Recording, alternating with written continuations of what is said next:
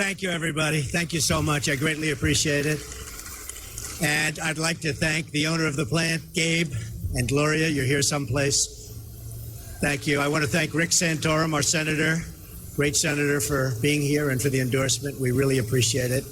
And I have to say, all of the amazing workers. Gabe said they're the most important, the amazing workers. And I know you've been through some very, very tough times, but we're going to make it better, and we're going to make it better fast, okay? Just watch. So today I'm going to talk about how to make America wealthy again. Have to do it. With 30 miles from Steel City, Pittsburgh played a central role in building our nation. The legacy of Pennsylvania steelworkers lives in the bridges, railways, and skyscrapers that make up our great American landscape. But our workers' loyalty was repaid, you know it better than anybody, with total betrayal. Our politicians have aggressively pursued a policy of globalization, moving our jobs, our wealth, and our factories to Mexico and overseas. Globalization has made the financial elite who donate to politicians very, very wealthy. I used to be one of them. Hate to say it, but I used to be one. But it's left millions of our workers with nothing but poverty and heartache. When subsidized foreign steel is dumped into our markets, threatening our factories, the politicians have proven, folks, they do nothing. For years, they watched on the sidelines as our jobs vanished and our communities were plunged into depression-level unemployment. Many of these areas have still never recovered and never will unless I become president. Then they're going to recover fast. Our politicians took away from the people their means of making a living and supporting their families. Skilled craftsmen and tradespeople and factory workers have seen the jobs they love shipped thousands and thousands of miles away. Many Pennsylvania towns, once thriving and humming, are now in a state of total disrepair. This wave of globalization has wiped out totally our middle class. It doesn't have to be this way. We can turn it around, and we can turn it around fast.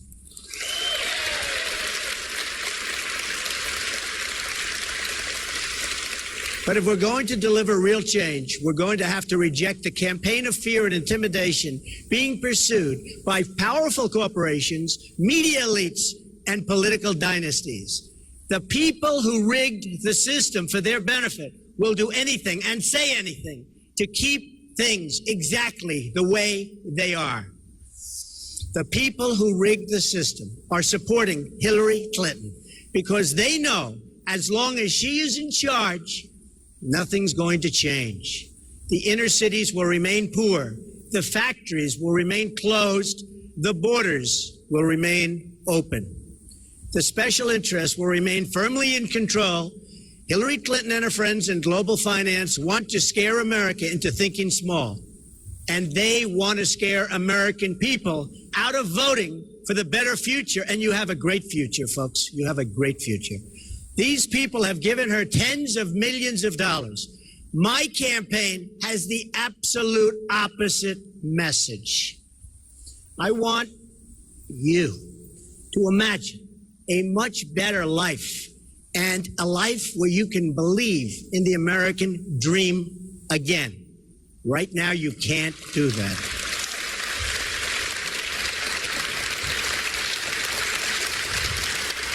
I want you to imagine how much better our future can be if we declare independence from the elites who led us from one financial and foreign policy disaster to another.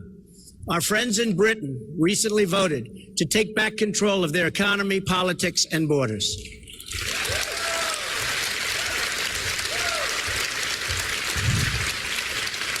I was on the right side of that issue, as you know, with the people. I was there. I said it was going to happen. I felt it. While Hillary, as always, stood with the elites, and both she and President Obama predicted that one voted to take back control of their economy, politics, and borders.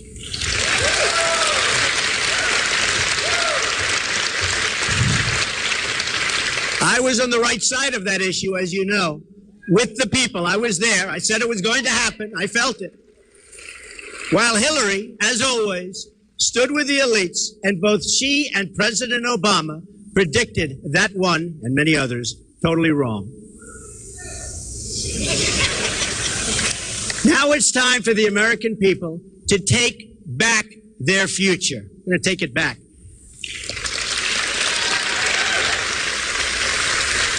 That's the choice we face.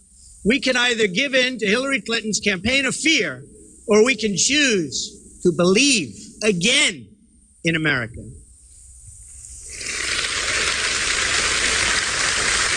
Very sadly, we lost our way when we stopped believing in our country. America became the world's dominant economy by becoming the world's dominant producer. You know that from right here, right in this plant.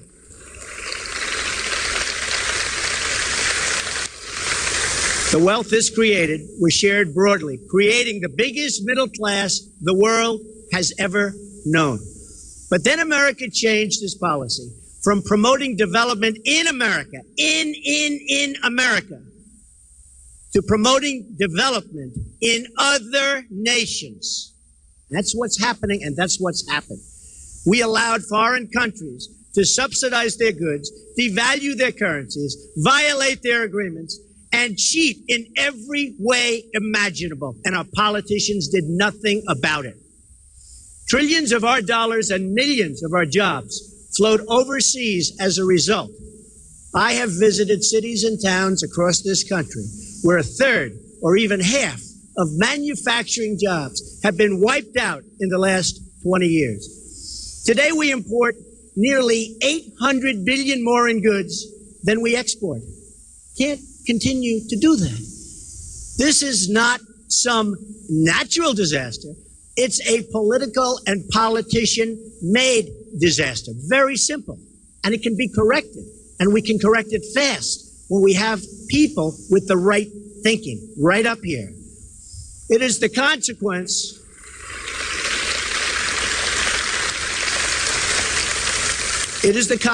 of a leadership class that worships globalism over Americanism. This is a direct affront to our founding fathers, who America wanted to be strong. They wanted this country to be strong, and they wanted it to be independent, and they wanted it to be free.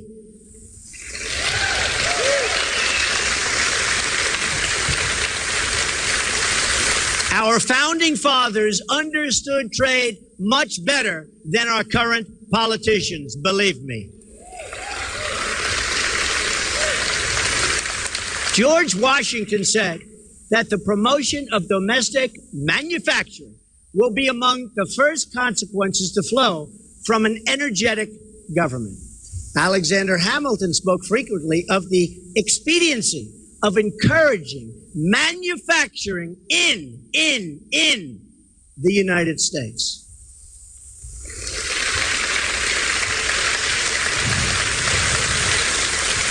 And listen to this. The first Republican president, Abraham Lincoln, warned that, quote, the abandonment of the protective policy by the American government will produce want and ruin among our people. He understood it much better than our current politicians. That's why he was Abraham Lincoln, I guess.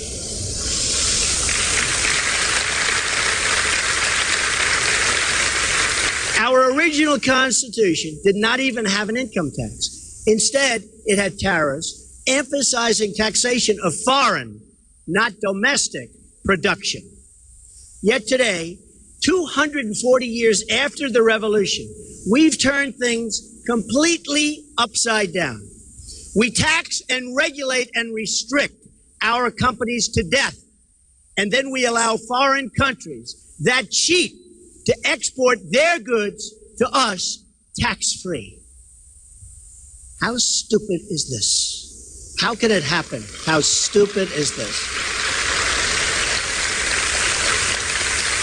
As a result, we have become more dependent on foreign countries than ever before.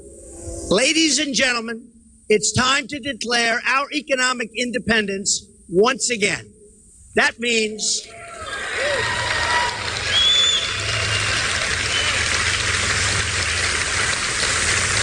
voting for Donald Trump. I'll do it, no doubt about it, not even a little doubt. It also means reversing two of the worst legacies of the Clinton years. America has lost nearly 1/3 of its manufacturing jobs since 1997, even as the country has increased its population, think of this, by 50 million people. At the center of this catastrophe are two trade deals pushed by Bill and Hillary Clinton. First, the North American Free Trade Agreement, or the disaster called NAFTA. Second, China's entry into the World Trade Organization. NAFTA was the worst trade deal in the history. It's like the history of this country. And China's entrance into the World Trade Organization has enabled, and Hillary Clinton, who backed that terrible, terrible agreement. Then, as Secretary of State, Hillary Clinton stood by idly while China cheated on its currency, added another $1 trillion to our trade deficits, and stole hundreds of billions of dollars in our intellectual property.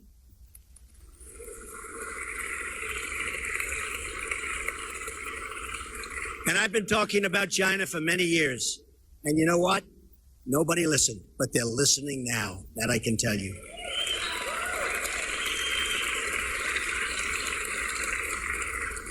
The city of Pittsburgh and the state of Pennsylvania have lost 1/3 of their manufacturing jobs since the Clintons put China into the WTO. 50,000 factories across America have shut their doors in that time. And this factory, because of your great owners, Gabe and Gloria, it's hanging in. But they just told me it's not easy. Almost half of our entire manufacturing trade deficit in goods with the world is a result, and it's the result, of trade with China. It was also Hillary Clinton, as Secretary of State, who shoved us into a job-killing deal with South Korea. As reported by the Economic Policy Institute in May, this deal doubled our trade deficit with South Korea and destroyed nearly 100,000 American jobs. As Bernie Sanders said, Hillary Clinton voted for virtually every trade agreement that has cost the workers of this country millions of jobs.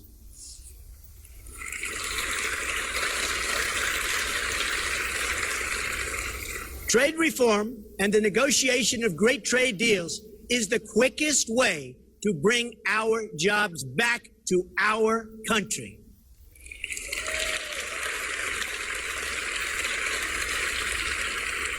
To understand why trade reform creates jobs, and it creates a lot of them, we need to understand how all nations grow and prosper. Massive trade deficits subtract directly from our gross domestic product. From 1947 to 2001, a span of over 5 decades, our inflation-adjusted gross domestic product grew at a rate of 3.5%. However, since 2002, the year after we fully opened our markets to Chinese imports, that GDP growth rate has been cut in half. What does this mean for Americans? Not good. For every 1% of GDP growth we fail to generate in any given year, we also fail to create over 1 million jobs. What a waste, and what a sad, sad thing.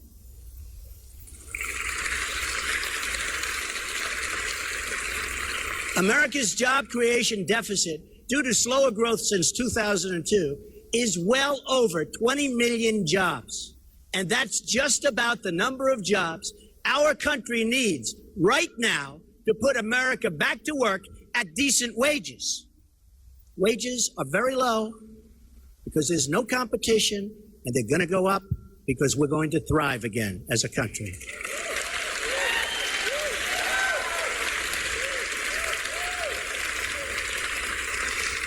The Trans-Pacific Partnership is the greatest danger yet. The TPP, as it's known, would be the death blow for American manufacturing. It would give up all of our economic leverage to an international commission that would put the interests of foreign countries above our own. It would further open our markets to aggressive currency cheaters. Cheaters, that's what they are, cheaters. They're not playing by the rules, they're cheating. It would make it easier for our trading competitors to ship cheap, subsidized goods into United States markets while allowing foreign countries to continue putting up barriers in front of our exports, which is what they do. It's very hard to export to their countries. They make it very difficult. We, on the other hand, come on in, everybody, come on in. Bad leadership. The TPP would lower tariffs on foreign cars while leaving in place the foreign practices that keep American cars from being sold overseas. That's not all. Mark my words. China will enter the TPP through the back door at a later date. They are watching, they are studying. They're not in it now, but they're going to be in it. If it's good, they'll be there. By the way, if it's no good, they'll pass. It's the same way, always is. The agreement would also force American workers to compete directly against workers from Vietnam, one of the lowest wage countries on earth. Not only will the TPP undermine our economy, but it will undermine our independence. That's what's happening. The TPP creates a new international commission that makes decisions the American people are no longer given the right to veto. These commissions are great for Hillary's Wall Street funders who can spend vast amounts of money to influence the people on the commissions and the outcomes. It should be no surprise then that Hillary Clinton, according to Bloomberg, took a leading part in drafting the Trans-Pacific Partnership. Please remember that, especially in November.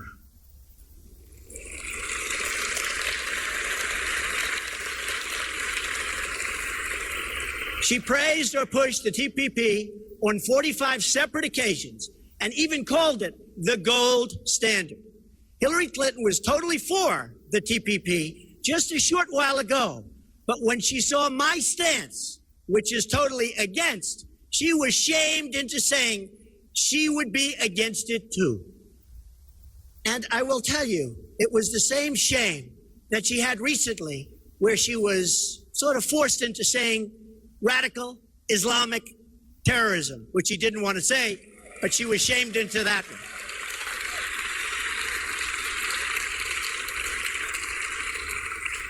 But have no doubt that she will immediately approve it if it's put before her. And that is guaranteed. Guaranteed. She will do this just as she's betrayed American workers for Wall Street and throughout her career, her whole career. She has betrayed the American worker. She's trying to put on a good front now. She will betray you again.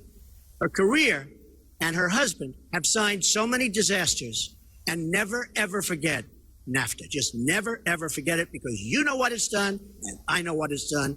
And in touring, I've seen the devastation that it's left behind. Here's how it would go. She would make a small token change, declare the TPP pact fixed, and ram it through, and you will suffer. That's why Hillary is now only saying she has. I know what it's done, and in touring, I've seen the devastation that it's left behind. Here's how it would go. She would make a small token change, declare the TPP pact fixed, and ram it through, and you will suffer. That's why Hillary is now only saying she has problems with TPP in its current form. You know what that means? That means like they'll make a little two-word change and she'll fix it and she'll feel great. But she says in its current form. She can rush to embrace it again, and she will at the earliest opportunity. If the media doesn't believe me, I have a challenge for you and Hillary.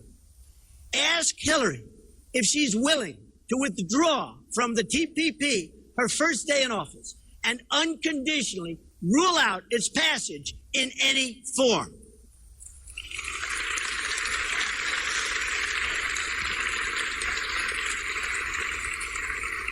There is no way to fix TPP.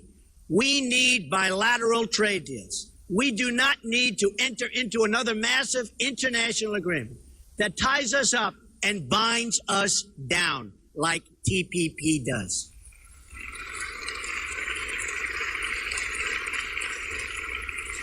A Trump administration will change our failed trade policies, and I mean quickly.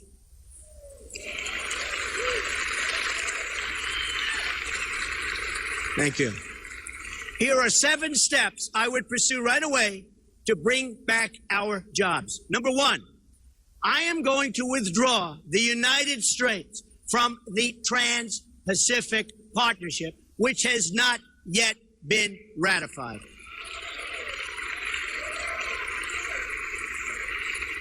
I'm going to appoint the toughest and smartest, and I know them all, trade negotiators to fight on behalf of American workers.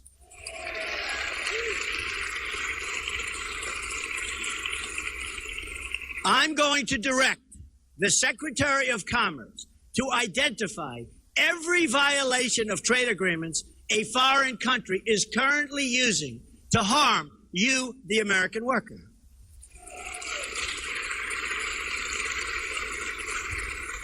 I will then direct all appropriate agencies to use every tool under American and international law to end these abuses, and abuse is the right word.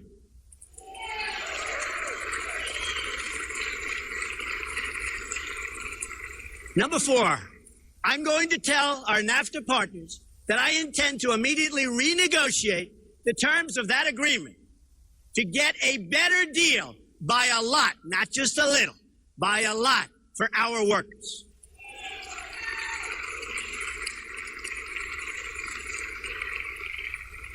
And if they don't agree to a renegotiation, which they might not, because they're so used to having their own way, not with Trump, they won't have their own way, then I will submit under Article 2205 of the NAFTA agreement that America intends to withdraw from the deal.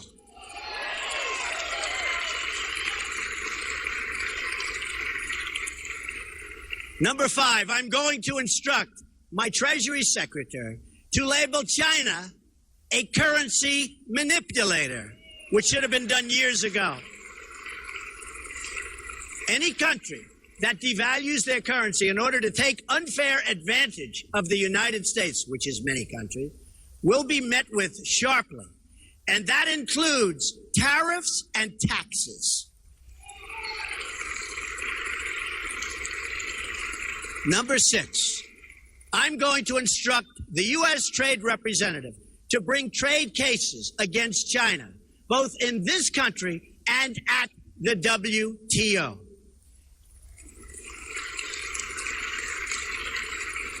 China's unfair subsidy behavior is prohibited by the terms of its entrance to the WTO, and I intend to enforce those rules and regulations, and basically, I intend to enforce the agreements for all countries, including China.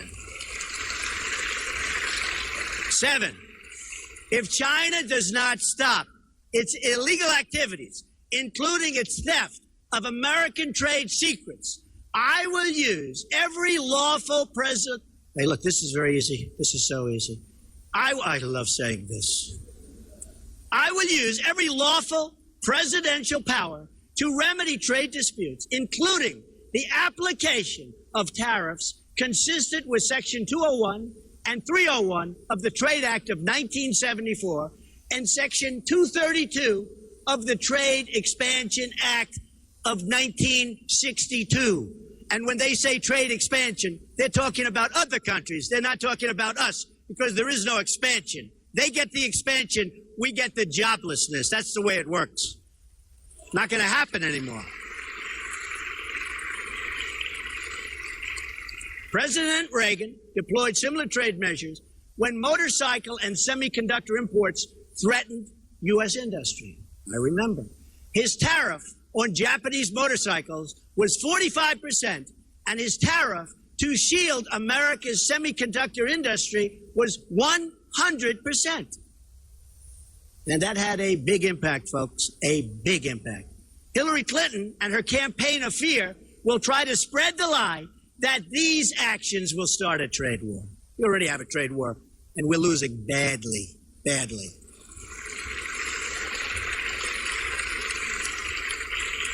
She has it completely backwards. Hillary Clinton unleashed a trade war against the American worker when she supported one terrible deal after another. From NAFTA to China to South Korea, it doesn't matter. No matter where she went, the American worker was hurt.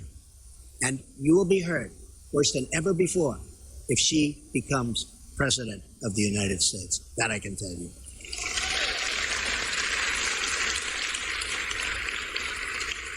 A Trump administration will end that war by getting a fair deal for the American people and the American worker.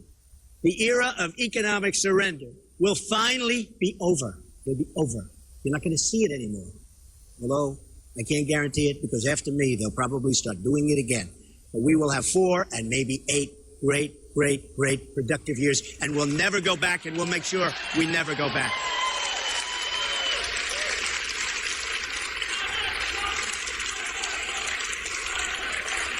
Thank you. Thank you. Thank you very much. Thank you. Thank you. Thank you very much, everybody. I appreciate it. A new era of prosperity will finally begin. America will be independent once more. Independent once more. Doesn't that sound great? Under a Trump presidency, the American worker will finally have a president who will protect them and fight for them. We will stand up to trade cheating. Cheating. Cheaters, that's what they are, cheaters. We will stand up to trade cheating. Anywhere and everywhere it threatens the American job.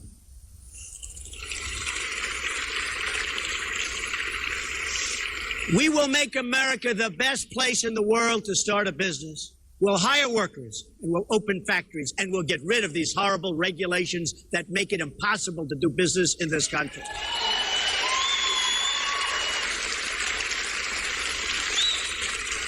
This will also include massive tax reform to lift the crushing burdens on American workers and businesses. We will also get rid of all of these rules and all of these problems and all of the bureaucracy which are destroying, absolutely destroying our job creation capacity, which we used to be the best in the world, and now we're getting close to the bottom, folks. We're getting close to the bottom. Many people think that these regulations are an even greater impediment than the fact that we are one of the highest taxed nations in the world. We're also going to fully capture America's tremendous energy capacity. This will create, for our workers, and that's what we want, for our workers, growth for our economy, and begin reducing our budget deficits, which are massive. Yearly budget deficits, massive. Our trade deficits, we don't even want to talk about it. Our budget deficits are massive. Hillary Clinton wants to shut down energy production and shut down the mines, and she wants to shut down, and she said it just recently, she wants to shut down the miners. I want to do exactly the opposite.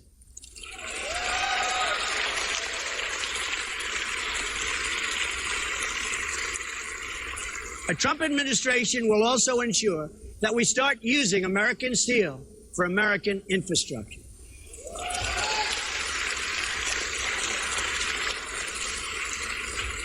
And aluminum.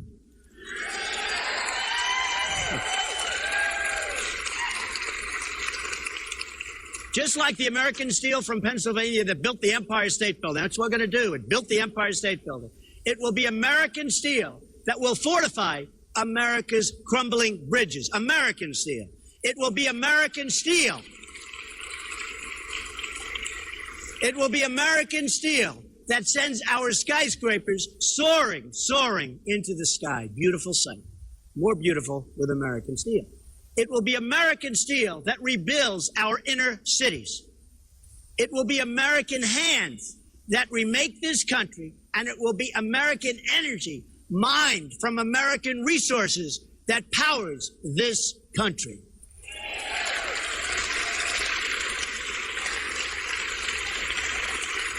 It will be American workers who are hired to do the job. Nobody else, American workers. We are going to put American steel and aluminum back into the backbone of our country. This alone will create massive numbers of jobs, high-paying jobs, good jobs, not the jobs we have today, which everybody agrees are bad jobs. We're going to create massive numbers of good jobs. On trade, on immigration, on foreign policy, we are going to put America first again.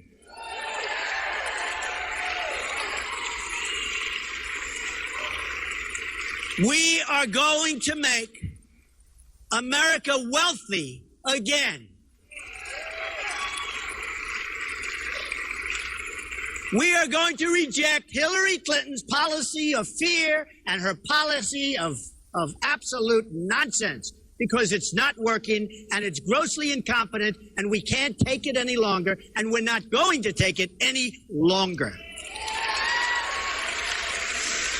We are going to embrace the possibilities of change, but real change, not Obama change, real change. It's time to believe in the future. It's time to believe in each other. It's time to believe in America again. This is how we are going to make America great again for all Americans, for all Americans.